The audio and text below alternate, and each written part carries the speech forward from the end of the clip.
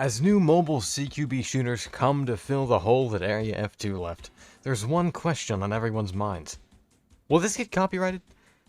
While titles like War in Arms seem to have done a lot to thwart potential legal action, is it enough? And what did Area F2 do in the first place to get it taken down? Well, I'll go over some things that I learned while researching, but first I do want to say a quick disclaimer. To say I'm unqualified to give actual legal advice is an understatement of grave proportions. I am, by no means, an expert, just a guy doing a bit of research. Please ask an actual professional for proper legal advice. With that out of the way, let's investigate. At a glance, it does make sense why Area F2 was shut down. I mean, the resemblance is striking. To really understand what did this game in, though, we need to look at the official document that Ubisoft published on the lawsuit. It's 43 pages, and I read the whole thing front to back. To set the stage, 3 entities are being sued. eJoy, the developers that own QQ, Apple, and Google. eJoy isn't their main target, however. Ubi has their sights on Apple and Google, as they are the ones distributing the game. Ubi claimed that basically everything from this game is a ripoff. Loading screens, victory screens, sound design, maps, everything. Now, their main argument being that Area F2 used similarities to the Rainbow Six Siege brand to bring attention to the game, and believe that Apple and Google should give them quote-unquote financial relief for distributing games that follow such practices. So, was Ubisoft right? Did Area F2 deserve to be taken down? Well, after reading this document, I gotta admit, Ubisoft pretty much has AF2 dead to rights on this one. And most of their claims are pretty solid. What's especially damning, though, are the maps. Here's an image of Bank from Rainbow Six Siege. Now here is Russian Station from Area F2. Yeah, it's identical. While other maps do share similarities, none are as obvious as this one. Not everything Ubisoft mentioned was as solid, however, and when looked at as an isolated instance, some facts have very little legal ground at all. For example, page 33 of this document claims that Area F2 stole the scoreboard and round time from R6. This is likely true. However, there is a concept in copyright law called scenes of fair. And according to scenes of fair, certain aspects of a game that are necessary or customary for a game of that genre to function are off limits to copyright. It would frankly be impossible for a CQB game to function without a scoreboard. So yes, the visual aspects are similar, but almost every single FPS follows this type of scoreboard. And this could be said about other UI choices too, like operator selection and on-screen pop-ups. Also, Ubisoft has no jurisdiction over all the fictional weapons used in AF2, despite how impractical they would be in a CQB situation, as they claim. The thing is though, minor discrepancies here and there don't matter, as when a court is deciding whether a work violates copyright infringement or not, it is not decided by an analysis of individual elements of a work, but rather the sum of its parts.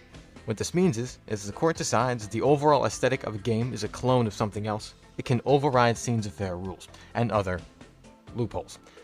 This is called the total concept and feel approach. Slight changes to things like drone shapes, operator names, animations do not work here if the overall feel and concept of the game are copied. Now, I've heard other arguments too, but frankly none hold legal grounds. See, Sirline was saying that, well, how are we supposed to have an operator that can jam a UAV? Well, for starters, it wasn't just the ability that got him put in this list, it was his ability in conjunction with his weapons and appearance. If F2 switched up his look and gave him a different weapon, it would likely be less of an issue. Secondly, there may just be some gameplay elements that just can't be used. I've also heard that it's a different because it's on a phone. This isn't a viable argument either, as the platforms that games run on are not copyrightable. And this works in two ways. Saying that a work is protected because it's on a phone is not protection against copyright. So in conclusion, what did Area F2 do to get taken down for copyright? Well, the thing is, there was no one thing to point to. It was the culmination of similar maps, models, and aesthetic, paired with the advertising clearly marketing it as a Siege clone. Do you disagree?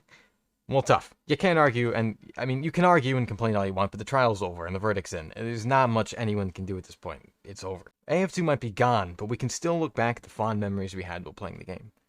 But it's still important for another reason. We can use AF2 mistakes as a lesson. IMAO and his team are developing the game's predecessor as I'm recording this, and I can imagine they're doing exactly what I'm about to do. Let's use F2 as a hypothetical framework for War in Arms.